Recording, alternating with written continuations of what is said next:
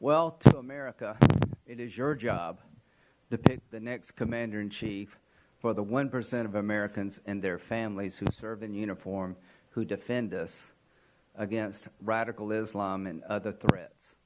The only way you can become commander-in-chief in America is for the American people to pick you through voting.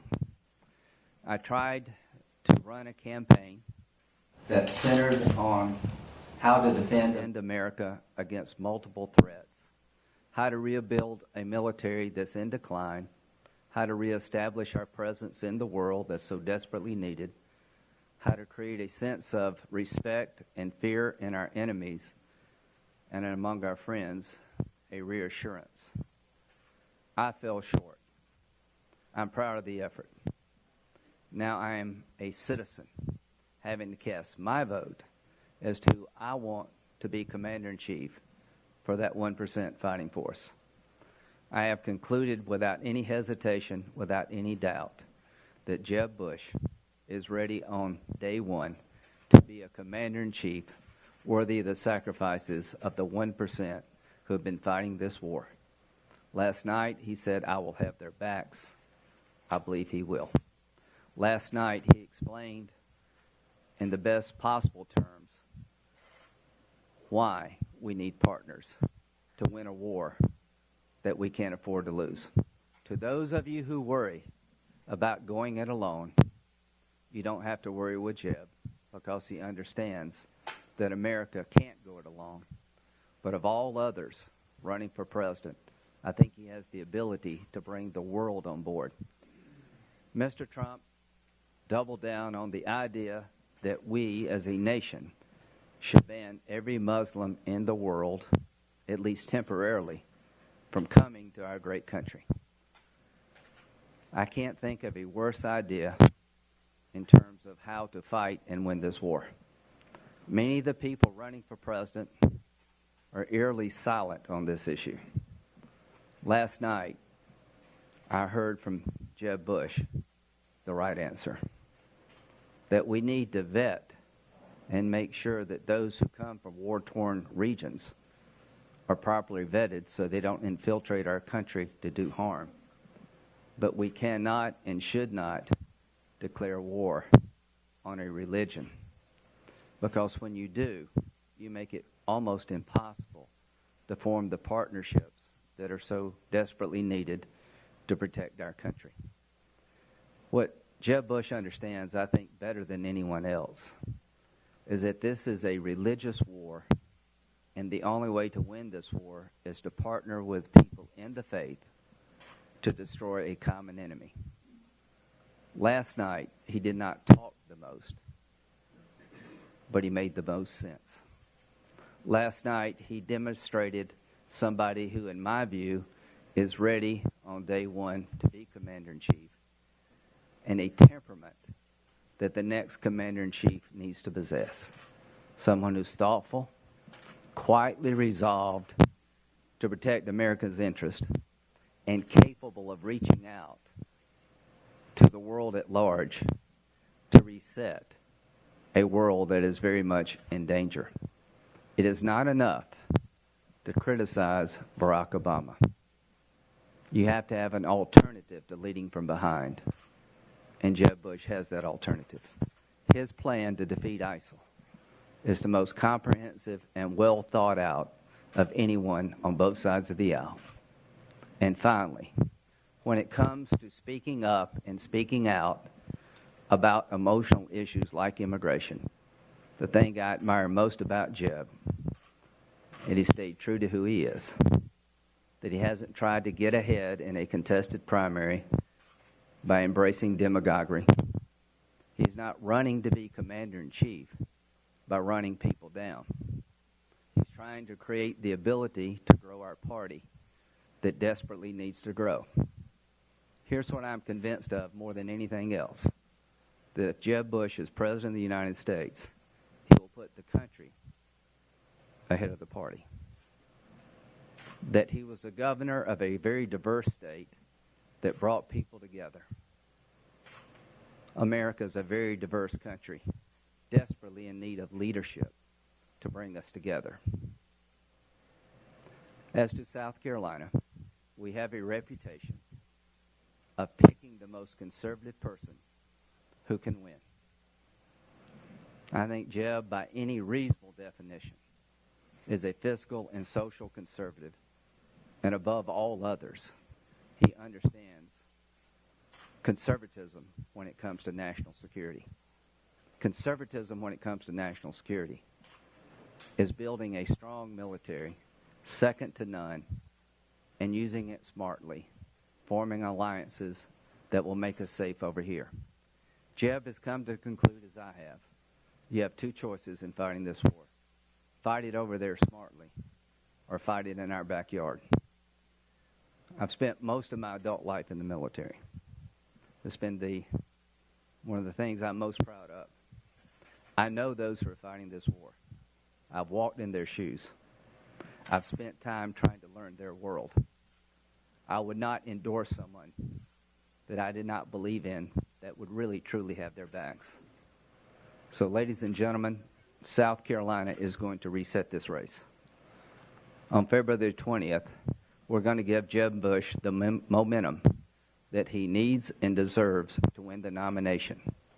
And to the Republican Party, Jeb Bush is going to be a nominee that can win an election that is a party we can't afford to lose. To the nation, he will be the president that can reset the world, bring us together, and solve hard problems. Above all else, he's a good man who is comfortable in his own skin and who understands truly what makes America great. It is our diversity. Not who we hate, but what we love. The next President of the United States, Jeb Bush. Thank you. Wow. Thank you, sir. Thank you. Lindsey, thank you so much, General, to my friends and supporters. I'll be very brief. First, Lindsey Graham's a patriot. He loves this country. You just heard it, how he spoke from his heart about what's at stake here. What's at stake is our way of life. The very founding of our country based on freedom and human liberty is what's at stake. The President at the State of the Union address talked about the threat of Islamic terrorism in the way that he typically does, which is the straw man argument. In this case, he made the case something, well, this is not a threat because they can't invade us. That's a total misreading of what this threat is about. Radical Islamic terrorism is a threat to our freedom. They see our freedom as our weakness. And when people are struggling to make ends meet, as they are today, a majority of Americans are living paycheck to paycheck. A majority of Americans have less than $1,000 of savings. 63% of Americans can't afford a $500 car repair. In this kind of environment, to attack our freedom would be devastating for our economy, and I think he totally misreads the dangers here. And as Senator Graham said, the way that we win this fight, win this war, is to win it there and to make sure that the homeland is safe. Lindsey Graham's an extraordinary person. We've been friends for a long while. I admire the fact that as a senator, he views his job to forge solutions to problems rather than to try to tear things down. And I've learned now at the age of 62 that one of the valuable lessons in life is to know what you don't know. It's a huge advantage, particularly in the ego-laden political world, where everybody feels that they've already got it all figured out. Well, the world's too complex for any one person to figure out everything. And here's the kind of guy Lindsey Graham has been. I have sought out his advice even though we were both competitors for the Republican nomination for the presidency. And he gave it. He's consistently done so because he's not doing this for his own ego. He ran because he wanted the voice of a strong national defense and the role of America in the world, the leadership role, to be heard. And while you may not have been successful in terms of electoral politics, you were successful in that regard. And I'm honored to be your student in many ways in that regard. And so I just appreciate the fact that you're involved, and I will continue to seek out your advice. One final point. South Carolina is going to be a really important primary. It always seems to be that way. The table is set by Iowa and New Hampshire, and the direction of campaigns are set here in South Carolina. And here's my pledge. I will campaign with heart and conviction about the need for a strong national defense to rebuild homeland security, and equally important, to make sure that when veterans, after serving in the military, that the contract is fulfilled for them. One of the lessons I've had is to seek the best advice from the veterans community, disproportionately, by the way, from South Carolina, where you all have provided me a lot of advice. We were the first campaign to lay out a detailed plan to reform the Department of Veterans Affairs. And I pledge to you all that we will make sure that that is the first priority. It is, to me, disgraceful. It is absolutely disgraceful that even today, with all the scandals, that only 3 people have been fired with the scandalous behavior of having waiting lists be dropped without veterans getting care and people dying. It is a scandal, but yet 3 people have been fired. The Congress has worked to give the department the freedom to be able to have much more leeway in firing people, but yet they haven't embraced it. The procurement systems, the health information systems, the inability of veterans to have choices outside of the veterans' healthcare system, all of that has to change dramatically. And I pledge to you all and to the people of South Carolina, not only will I be a candidate that will continue to advocate a rebuilding of our military, strengthening of our intelligence capabilities, diplomatically in terms of foreign policy, having an America that leads the world so that we can create peace and security. But back home, the first priority will be to reform health care services for veterans that deserve it more than anybody else that should be receiving government benefits. With that, Lindsey, thank you again for your support. General, thank you for your leadership, not just in the military, but education as well. It was a blast being on the stage last night in South Carolina. A quick note. I didn't realize I was doing it, but I made reference to the state that I really appreciate a whole lot, I think 6 times last night.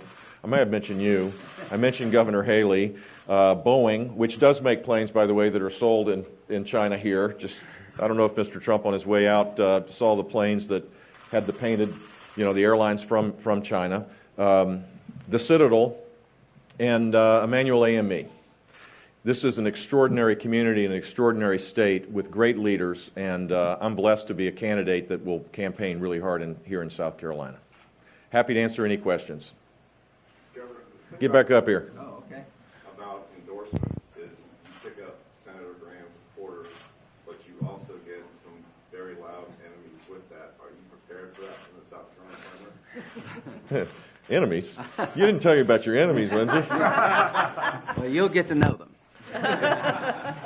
Look, this is a big deal nationally, in the sense that Lindsey Graham is by far and away recognized as, if not the most, the strongest policy-oriented national defense senator, not just a senator, but just from a policy point of view, the most consistent supporter of a strong national defense in the country, period, over and out. He has a following that is national, and I'll take all of his enemies, because he's got a lot more friends. Senator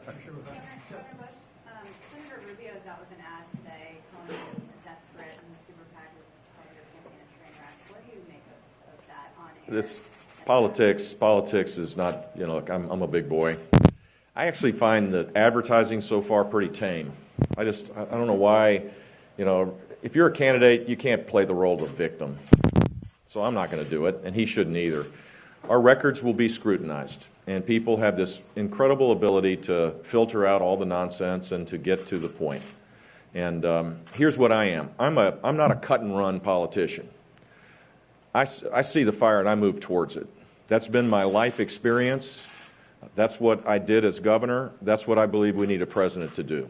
We don't need a president that runs for cover when things get tough, that may not be politically, easy to do. We need someone that says, oh my God, this is on my watch. We're going to fix this damn thing. This is what drives me nuts about Washington, D.C. We have this, the debate on I can't remember what the thing was. It's just this arcane discussion about talking about an amendment to a bill that never actually passed. People are really struggling out there, and their conversations are all about trying to trying to rewrite history, when in fact what we need is a leader that will focus on the problems and not say, the dog ate my homework. We focused on trying to solve problems again. That's what we need. If we do that, this is going to be the most extraordinary time to be alive. We can fix these problems, but we need people of goodwill to realize that we have to start working together to do it. Senator Graham, you referred in your remarks to candidates change their rhetoric on immigration. Was that a reference to Senator Rubio? And apart from what you said about Governor Bush, did you learn something about Senator Rubio in the process of working with him on immigration that gave you pause about supporting him in this choice? I think Marco Rubio will be president of the United States one day. I think he's one of the most gifted people I've ever met. I like him. But I wasn't ready to be president at 44. Jeb has proven to me that he'll stand up to people running against him who are saying things that sound good to some, but will hurt the country and don't have a snowball's chance in hell of ever passing. Governor Bush. The thing I like most about Jeb is he's not overselling. He's embracing the fact that we're a diverse country. We have to sit down and work with Democrats and independents, libertarians, and vegetarians to get immigration right. Do we have to work with vegetarians? Yes, you do. There are not many in South Carolina, but we're going to win the vegetarian vote. Just so, I don't know if you know this, Lindsey, now that you're an integral part of the team, we have a barbecue coalition here. We've got like 15 different barbecue joints that have signed up, so. We will win. Governor Bush, and also for the senator, both of you and the other governors in the race keep making the case for experience in leadership and candidates that have been tested. And so far, these are the candidates that have had the toughest time gaining traction. Why is that? Look, I think people are legitimately angry. I gave you statistics that to me are deeply troubling, but it's more important the human context of having to live paycheck to paycheck. In the age of Obama, 6.5 million more people living in poverty, and disposable income is down $2,300. You could see why people are deeply anxious and angry about Washington's incompetence and dysfunction. And the question then becomes, are you going to support someone that has the tools and the leadership skills and the proven record to fix it? Or are you going to basically follow the so-called strong man, that doesn't have any particular views of substance, but gives a sense that, temporarily at least, that he's a strong guy. He's got a big volume in his voice or whatever. And I think that's part of the challenge, is that people are deeply frustrated. My job is to go sell the policies that will fix this, to describe what the lush green valley on the rocky side of the hill is. That's what we need to be doing, and ultimately in American politics, that's what people make their decision on. Who has the leadership? Who cares about me, and who has the leadership skills to fix the things, and who has the integrity to do what he said he was going to do? And if it's going through that filter, I think I'm going to do pretty well. Just one thing. The last time we elected somebody who didn't know anything about foreign policy was Barack Obama. Don't do it again. Senator Graham, Senator, the super PAC supporting you has got an ad in heavy rotation here in South Carolina that accuses Marco Rubio of being a weather vane on immigration. I'd actually like to put this question to both of you. Governor, how does this fit with your own positions on immigration? I mean, it's something that you've talked about. And Senator, it's been something that's been so important to you. Can you get behind an ad like that? Well, first of all, there's no coordination. I want to make sure that I don't get sued or something by someone. I have no say. I have no say about this, and here's what I believe. Marco Rubio did the right thing. He asked me to support that bill, by the way, that Lindsey and others worked on. And I said, yeah, of course, this is what senators are supposed to do, forge consensus. You don't get everything you want when you actually do your work. And I supported that, even though my ideas were clearly different, particularly on the path to legalization. And I wrote a book about it. My views haven't changed from that book being published more than 4 years ago. Marco cut and run. Plain and simple. For whatever reason. There may be legitimate reasons, but he cut and run. He asked for my support on a bill, and he cut and run. And he cut and run on his colleagues as well. That bill passed the Senate. Who knows what would have happened in the House there probably would have been a view that was more closely mirroring mine, and then you go to conference, and who knows. But the simple fact is, this is about leadership more than the specific issue. This is about whether your job is to solve the problem, which has language. On time. He made it in and out of the country several times. And how they do that is Cut and run and say, well, now the whole conditions have changed. What kind of leader will we have if the first impulse is to cut and run? My whole life experience is there's a problem, is to say, it's under my watch, I'm going to fix it. That's what I did as governor, and I think that's what we need in the presidency. We need someone who accepts responsibility for the duties of being President of the United States and works with the Congress to fix how we tax, how we regulate, fix the broken entitlement systems, to preserve and protect it for seniors, and to make sure that the next generation has some chance of receiving the benefits that they expect. There's a whole slew of things that need to be fixed, and leadership requires moving towards the problem rather than moving away from it. And so, Senator, do you think that having this ad out there is something that's contributing to the conversation in a positive way? Would you run that? You know, I'm not into the ad-making business. I'm into trying to find a way to bring us together as a nation. I had 6 primary opponents because I dared work with Democrats to solve a problem that somebody better solve. My opponents from mildly disturbed to completely crazy. I won by 40-something points. Don't tell me that you can't rationally talk about immigration and win in South Carolina. You can. Don't run for president as a Republican if you're going to double down on insanity. Ted, you were for legal status. Donald Trump, what you're talking about makes no sense. It hurts the nation as a whole. It doesn't have a snowball's chance in hell of ever being passed. Right now, immigration is red hot. Everybody is running for the cover of not being clear. The thing I like most about Jeb, he hasn't run away. If he's president, he's going to bring us together. Back to experience. To those who think it doesn't matter if the next president has any experience, you're wrong. It matters a lot if the next president understands this war and how to win it. Picking a president without experience matters to one group of Americans more than others, those who are going to fight the war and take direction.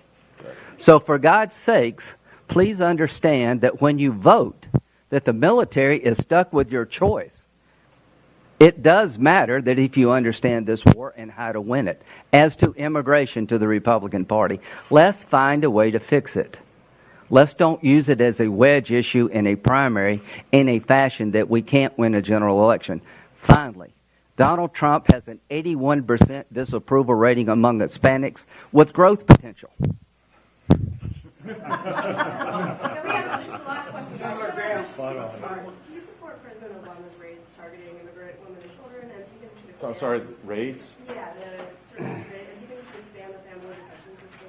I think what we need to do is fix the immigration system, and we can't do it by executive order. Look, the president, even when there's agreement, for example, the State of the Union address, he talked about mental health challenges as it relates to guns. Well, there's a lot of conservatives that also believe that we need to expand the net for mental health services, and that we ought to figure out a way to make sure that people, before they spiral out of control, don't have access to guns. There's a dialogue there to have. So what did he do? He does it by executive order. There are a lot of conservatives that believe that the DREAM Act kids should be treated differently than someone who's come across the border illegally as an adult, because they have no nexus to their host country. I believe that. There should be a differentiation of that. But you don't do it by executive order. The law allows the president to have what's called prosecutorial discretion, which means case by case. And he signed 2 executive orders that gave, for a 2-year period, or maybe it's longer now, 5 million people. This is not the way democracy is supposed to work. Every time he uses authority that the Constitution hasn't given him or the law hasn't given him, it makes it harder to resolve the problems. He demonizes people that disagrees with him, overstates how great his views are, and this gap now is creating a huge problem for our country. So all of these issues should be solved the way they're supposed to be solved. Go about it through Congress where they're enforce the consensus. Challenge people to say, well, is this keeping the status quo? Is that the right thing to do for immigrants? Is that the right thing to do for our economy? Is that the right thing to do for national security? Is that the right thing to do for public health? Of course not. I don't get it. I don't know why the civics books shouldn't apply here. That the job of elected officials is to pass laws when things are not working, and then the executive is supposed to execute on those laws in a way that's faithful to the Constitution and do it in a way that allows people to rise up. That's why I'm running for president. It's not to talk about these arcane discussions that mean nothing if you don't pass laws. The best way to do this is to do it as Lindsey tried to do. And he deserves high credit with other people, a lot of credit for doing that. And we need to get back to that, not just on immigration, but taxes, regulation, national security. I yearn for the day where there's a bipartisan consensus on some of these things again. Thanks, guys. Thank you. All right, thank you all very much. Really good.